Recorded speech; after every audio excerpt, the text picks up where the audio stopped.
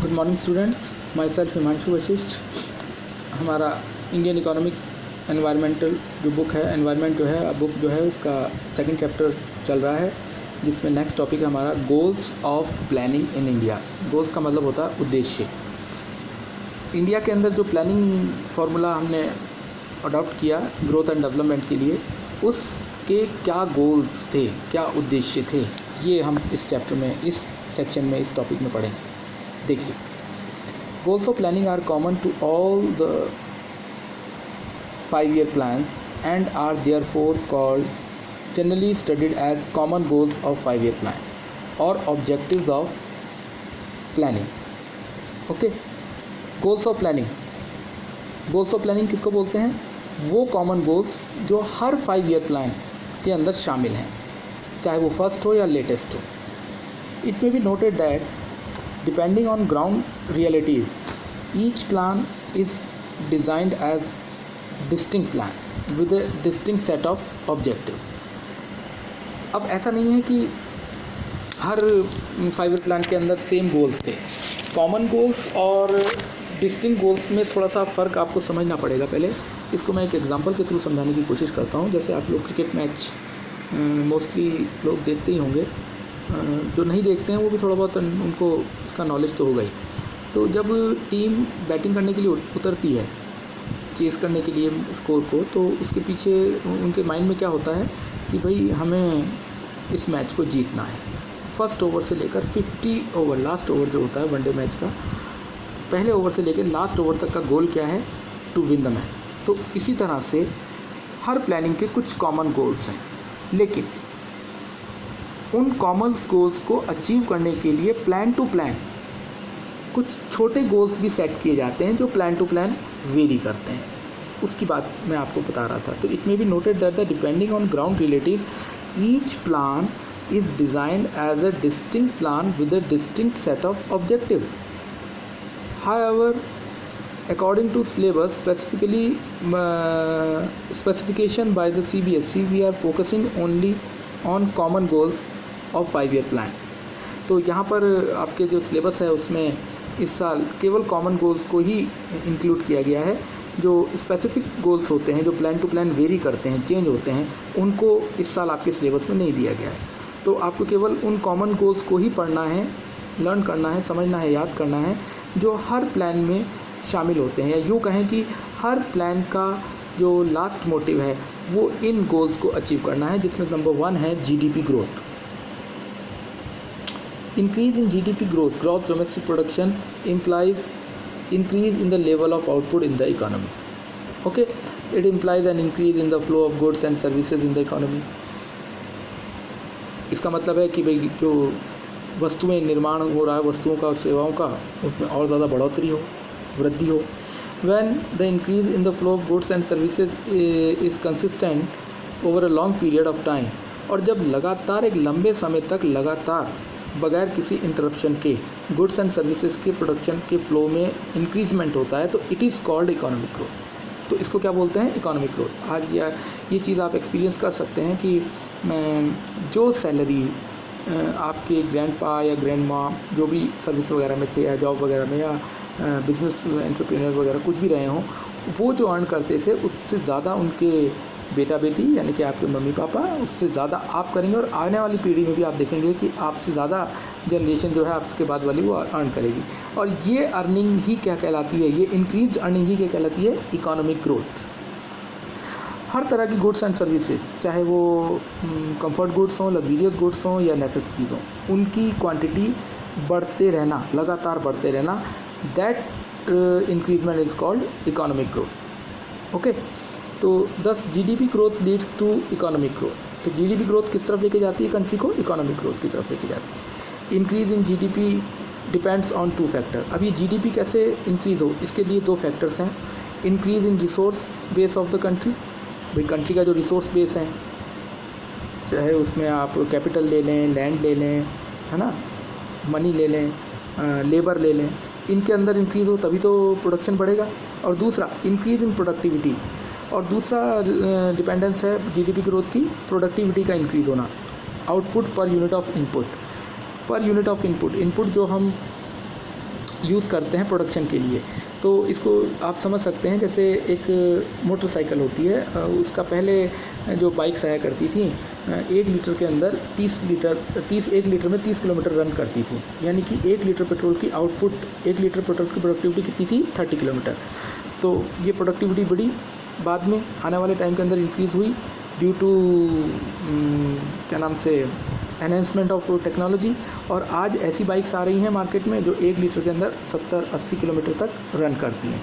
तो ये per unit of input से आउटपुट का इंक्रीज़ होना, दैट इज़ कॉल्ड प्रोडक्टिविटी। तो प्रोडक्टिविटी इंक्रीज़ होगी और रिसोर्स बेस इंक्रीज़ होगा तो ऑटोमेटिकली जीडीपी इंक्रीज़ होगी। तो जीडीपी का इंक्रीजमेंट डिपेंड करता है रिसोर्स बेस पर और दूसरा प्रोडक्टिविटी पर। Planning in India was to ensure that natural resources were fully explored. हम जो प्लानिंग करते हैं 5-5 साल की, ये इस बात को इंश्योर करती है, सुनिश्चित करती है कि जो भी रिसोर्सेज हैं हमारे नेचुरल रिसोर्सेज वो पूरी तरह से एक्सप्लोर किए जाएँ, उनको ढूंढा जाए, ढूंढ कर उनको एक्सप्लॉइट किया जाए और यूज़ में लिया जाए। And production technology was continuously improve, और जो हमारी प्रोडक्शन टेक्नोलॉजी है जिससे हम प्रोडक्शन करते हैं उसको लगातार हम इम्प्रूव करते रहें, ठीक है ना। पहले के टाइम के अंदर जैसे खेती बाड़ी है वो बैलों से और हल से होती थी, आज आप देखते हैं कि ट्रैक्टर है, हार्वेस्टर है, थ्रेशर है ना, डीजल पंप वगैरह हैं। तो टेक्नोलॉजी डेवलप हो रही है, तो हर सेक्टर के अंदर टेक्नोलॉजी डेवलप होती रहे और हमारा जो नेचुरल रिसोर्स बेस है वो एक्सप्लोर होता रहे, नए नए रिसोर्सेज हमको मिलते रहें। अगर नए रिसोर्सेज हमको नहीं मिल रहे हैं तो हम इन्वेंट करें। जैसे आज हमने सनलाइट से बिजली बनाने का जो एक मेथड है वो डेवलप कर लिया और उस पर भी रिसर्च चल रही है। आने वाले टाइम में हम इसको और ज़्यादा इम्प्रूव कर लेंगे, क्योंकि कोयला जो है, जो कि एक नेचुरल रिसोर्स है, वो धीरे धीरे ख़त्म हो रहा है। So that the GDP growth achieve the momentum. और ऐसा हम क्यों करते हैं प्लानिंग के थ्रू, ताकि जीडीपी ग्रोथ का जो मोमेंटम है, जो स्पीड है वो बनी रहे, वो डाउन ना हो। तो पहला मोटिव हो गया लॉन्ग रन मोटिव, वो है जीडीपी ग्रोथ, किसका, प्लानिंग का। सेकंड इज़ मॉडर्नाइजेशन, आधुनिकीकरण। It refer to updating and adoption of modern technology in the process of growth. Modernisation का मतलब क्या है कि जो मॉडर्न टेक्नोलॉजी है उसको अडॉप्ट करना और साथ के साथ उसको अपडेट भी करना टाइम के साथ साथ। आज से जैसे 20 साल पहले मोबाइल फ़ोन्स थे तो वो कीपैड वाले आते थे छोटे छोटे, उसके बाद फिर साहब विंडो फ़ोन आए, विंडो फ़ोन के बाद स्मार्टफोन आ गए, है ना, और आगे फ्यूचर में देखते हैं और क्या क्या होने वाला है।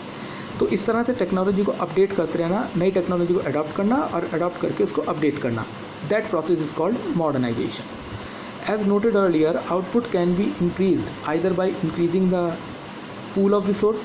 भाई आप आउटपुट को कैसे बढ़ा सकते हैं, अपने प्रोडक्शन को कैसे बढ़ा सकते हैं कि या तो आप रिसोर्सेज के पूल को बढ़ाएं, पूल का मतलब क्वांटिटी, या फिर यूजिंग इनोवेटिव टेक्नोलॉजी, या फिर आप टेक्नोलॉजी को इनोवेट करें कि कम रिसोर्सेज के साथ ज़्यादा आउटपुट मिले। ओके,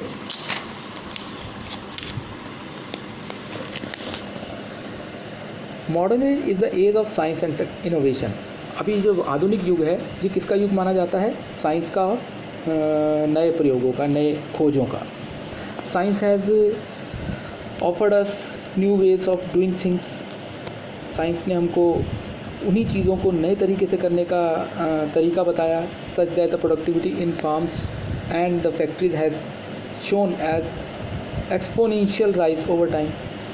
इसी वजह से खेतों में और फैक्ट्रीज़ के अंदर जो हमारी प्रोडक्शन कैपेसिटी है वो अत्यधिक रूप से बढ़ी है टाइम के साथ साथ। Green revolution in Indian agriculture is well known example of how technology can bring about revolutionary change in output.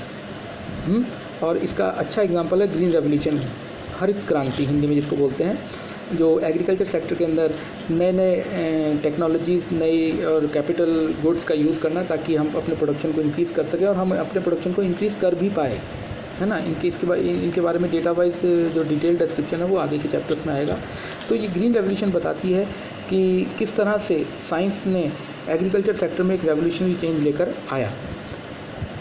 Recently और हाल में ही अगर हम बात करें तो IT revolution, information technology, computer की जो लाइन है, has redefined a concept of domestic production through BPO, business process outsourcing.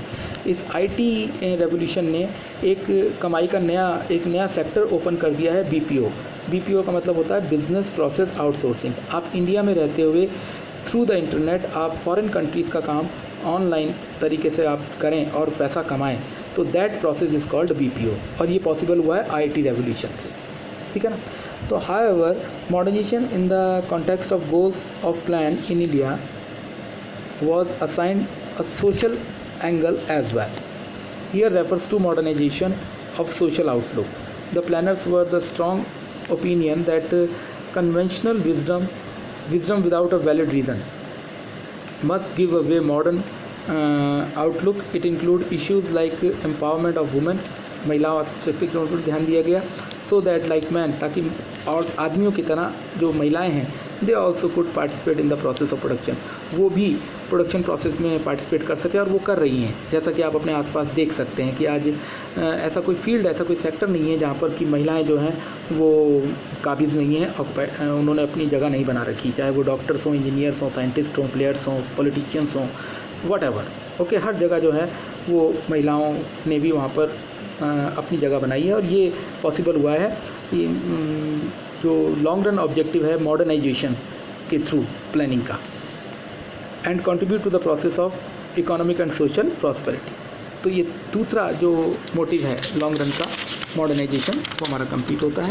इसके बाद तीसरा मोटिव, तीसरा गोल जो है self reliance and self sufficiency. Self reliance का मतलब होता है आत्मविश्वास। आज इसका एक बहुत अच्छा एग्जांपल है हमारे सामने कि कोविड काल में जो वैक्सीन है, हमने अभी जो चल रही है हिंदुस्तान में, सभी वैक्सीनेशन प्रोग्राम चल रहा है, दोनों वैक्सीन जो इस समय चल रही हैं, कोवैक्सीन एंड कोविशील्ड, दोनों ही जो हैं वो मेड इन इंडिया हैं। इंडिया के साइंटिस्ट ने बनाई है, इंडिया की फार्मास्यूटिकल कंपनी जो है उसका प्रोडक्शन कर रही है। तो ये चीज़ लेकर आना इकोनॉमिक सिस्टम में सेल्फ रिलायंस लाना, ताकि हम दूसरी कंट्री, दूसरी इकोनॉमिक्स के ऊपर डिपेंड ना रहें, और सेल्फ सफिशिएंसी, हम आत्मनिर्भर बने, क्योंकि अगर सेल्फ सफिशिएंसी नहीं होगी तो अदर कंट्रीज़ जो हैं वो हमारे अंदरूनी जो इंटरनल मैटर्स हैं उसके अंदर अननेसेसरली इंटरफेयर कर सकते हैं। तो जो प्लानिंग सिस्टम है उसका जो लॉन्ग रन ऑब्जेक्टिव है वो तीसरा लॉन्ग रन ऑब्जेक्टिव है कि हम अपने कंट्री को, अपनी इकोनॉमी को सेल्फ रिलायंस बनाएं और सेल्फ सफिशिएंट बनाएं। Self reliance means the state of non dependence on the rest of the world for the financial resources, and self-sufficiency means to the state of non-dependence upon the rest of the world for the essential supplies of the domestic economy। भाई पैसे के लिए हम दूसरों पर depend ना रहें, that is self reliance, और ज़रूरी चीज़ों के लिए हम दूसरों पर डिपेंड ना रहें, दैट इज़ सेल्फ सफिशिएंसी। तो दिस ट्विन गोल, दोहरा, ये जो दोहरा उद्देश्य है self reliance and self sufficiency was accorded a high priority during the first 7 plan. इस गोल को शुरुआत के 7 योजनाएँ, पंचवर्षीय योजना 5 ईयर प्लान जो बनाए गए उसके अंदर बहुत ही हाई प्रायोरिटी पर रखा गया। The basic idea was not to expose Indian economy to political pressure from the rest of the world.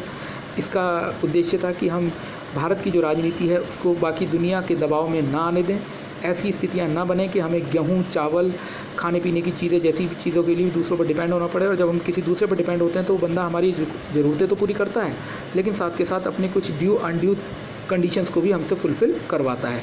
तो ये ऐसा होना हमारे कंट्री की जो इंटीग्रिटी है, एकता है और जो सॉवरेनिटी है उस पर के लिए खतरा बन सकता है। इसलिए प्लानिंग के अंदर सेल्फ रिलायंस और सेल्फ सफिशिएंसी को इम्पॉर्टेंट रोल दिया गया है, इम्पॉर्टेंट प्लेस दिया गया है। would simply because we are dependent upon them for the supply of essential goods. Indeed, it happened in 1965, और ऐसा हुआ भी 1965 में। यहाँ पर थोड़ा सा क्रोनोलॉजिकल फैक्ट आ रहा है। 1965 में हमारा पाकिस्तान के साथ वॉर हुआ था, और उस समय अमेरिका से हमारे रिलेशन जो थे वो अच्छे नहीं थे, लेकिन पाकिस्तान के रिलेशन अमेरिका से बहुत अच्छे थे, पॉलिटिकल रिलेशन। तो जैसा कि पाकिस्तान हमेशा से कमज़ोर रहा है हमारे कंट्री के सामने, तो जब वो हारने लगा तो उन्होंने अमेरिका को कहा कि भाई इंडिया को आप रोकिए। और उस समय हमारे हिंदुस्तान में सेल्फ सफिशिएंसी जो थी वो अटेन नहीं की थी फूड ग्रेन के मामले में, और हमें मजबूर होकर अमेरिका से गेहूँ जो फूड ग्रेन है, चीफ फूड ग्रेन है नॉर्थ इंडिया का, वो हमको मंगवाना था। लेकिन अमेरिका ने कंडीशन लगी कि कि भाई हम आपको अनाज जो है वो आपको केवल एक ही कंडीशन पर देंगे, अगर आप पाकिस्तान के खिलाफ लड़ाई को, युद्ध को स्टॉप करें। तो युद्ध करना और उसको बंद करना ये हमारा एक अलग डिसीज़न है, और गेहूँ किसी और कंट्री से मंगवाना ये अलग है। लेकिन जब हम सेल्फ सफिशिएंट नहीं होते हैं तो फिर हमें इस तरह से मजबूर होना पड़ता है, और अपनी पॉलिटिकल पॉलिसीज़ को भी अडेप्ट करना पड़ता है। तो ऐसा ना हो उसके लिए सेल्फ सफिशिएंसी को इम्पॉर्टेंट जगह दी गई है प्लानिंग में। When USA threatened to stop export of food grains to India if it did not stop the then war with Pakistan, ये आगे ना बात जो मैंने आपको भी बताई। India wanted to self-sufficient in food grain production to avoid the uncertainties of supplies from the rest of the world। और हिंदुस्तान जो है वो हर मामले में सेल्फ सफिशिएंट होना चाहता है ताकि जो बेसिक चीज़ें हैं उनकी सप्लाई में किसी तरह की अनसर्टनिटी, अनिश्चितता ना रहे। इसलिए ऐसी योजनाएं बनाई जाती हैं पंचवर्षीय योजनाओं के तहत 5 ईयर प्लान के दौरान, जिसमें हम सेल्फ रिलायंस अटेन कर सकें, गेन कर सकें और सेल्फ सफिशिएंसी भी लेकर आ सकें। ओके, तो ये तीसरा आपका जो गोल है, लॉन्ग रन गोल 5 ईयर प्लान का, वो कंप्लीट होता है। इसके बाद है आपका फोर्थ, इक्विटेबल डिस्ट्रीब्यूशन और इक्विटी। जो इनकम का जो डिस्ट्रीब्यूशन है वो इक्विटेबल हो। इक्विटेबल का मतलब जिसकी जितनी प्रोडक्टिविटी है उसको उतना तो मिले ही। इक्विटेबल की बात कर रहा हूँ मैं, इक्वल की बात नहीं कर रहा हूँ। इक्वल वर्ड अलग है और इक्विटेबल अलग है। इक्वल का मतलब होता है 100 रुपये को 4 जनों में बांटना तो 25-25 रुपये चारों को मिल जाए। और इक्विटेबल का मतलब ये होता है कि जिसका प्रोडक्शन प्रोसेस के अंदर ज़्यादा योगदान है उसको उतना पैसा मिले और जिसका कम है उसको कम मिले। लेकिन ऐसा नहीं होना चाहिए कि एक बंदे की तनख्वाह तो 1 लाख रुपया और दूसरे बंदे की तनख्वाह केवल 1000 रुपया है। ये डिफरेंस भी नहीं होना चाहिए। जिसकी जितनी प्रोडक्टिविटी है उसको उतना हिस्सा इनकम के अंदर मिलना ही चाहिए। That is called equitable distribution.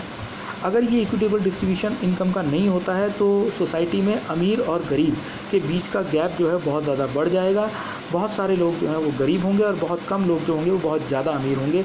और अगर ऐसी सिचुएशन सोसाइटी में क्रिएट होती है तो ये सोसाइटी की जो शांति है, उसकी जो इंटीग्रिटी है, उसकी जो पीसफुलनेस है, उसको लिए ख़तरा होगी। चोरियाँ, डकैतियाँ और जो जितने भी सोशल एविल डीड्स हैं वो इनक्रीज़ होंगे और सोसाइटी के हेल्थ के लिए अच्छा नहीं होगा। तो प्लानिंग एरा का जो लॉन्ग रन ऑब्जेक्टिव है वो है एक ऑब्जेक्टिव, इंपॉर्टेंट ऑब्जेक्टिव गोल, वो है इक्विटेबल डिस्ट्रीब्यूशन और equity. Economic growth would become meaningless exercise. भाई अगर हम ग्रोथ करते रहें लेकिन उस ग्रोथ को हम इक्विटेबली डिस्ट्रीब्यूट नहीं करें तो ये एक मीनिंगलेस एक्सरसाइज हो जाएगी, बेकार का काम हो जाएगा, मेहनत हो जाएगी। If benefits of growth accrue to only handful of people in the society. अगर उस ग्रोथ का फ़ायदा सोसाइटी के मुट्ठी भर लोगों को ही मिलेगा और ज़्यादातर लोग जो हैं वो डेप्रीवेशन और स्टारवेशन से पीड़ित रहेंगे। Note the following observations careful. देखिए, ग्रोथ सर्व्स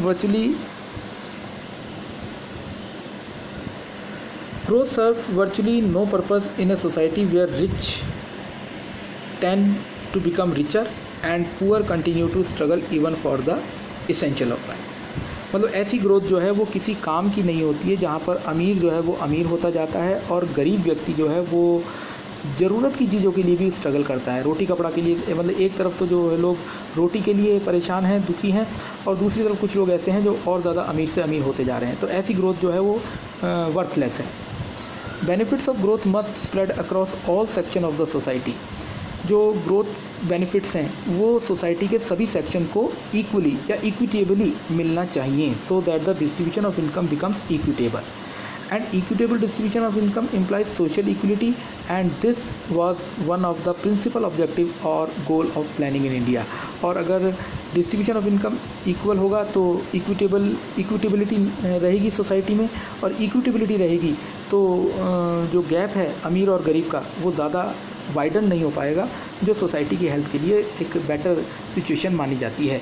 तो इसलिए इक्विटेबल डिस्ट्रीब्यूशन ऑफ इनकम या इक्विटी को एक इम्पॉर्टेंट ऑब्जेक्टिव माना गया है प्लानिंग इन इंडिया का। Okay, the planners in India stress the point that the every citizen of country must be able to fulfil his basic need of food, clothing and shelter. जो planning है उसके अंदर इस बात पर focus किया जाता है कि कम से कम हर भारतीय के पास रोटी, कपड़ा और मकान तो होना ही चाहिए। इस तरह से प्लानिंग की जाती है, इनकम का डिस्ट्रीब्यूशन करने की कोशिश की जाती है।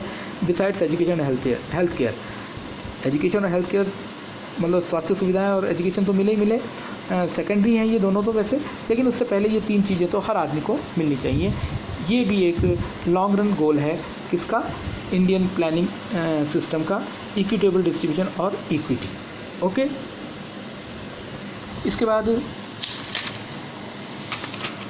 नेक्स्ट टॉपिक जो आता है वो हमारा आता है अचीवमेंट ऑफ द गोल। इसके बारे में हम बात करेंगे नेक्स्ट वीडियो में। इसको आप पढ़िएगा, उसके बाद पहले सुनिएगा वीडियो को और उसके बाद बुक से पढ़िएगा। और कोई डाउट क्वेरी हो तो उसको नोट करके रखें, जिस पर हम बाद में डिस्कस करेंगे। Thank you, good bye.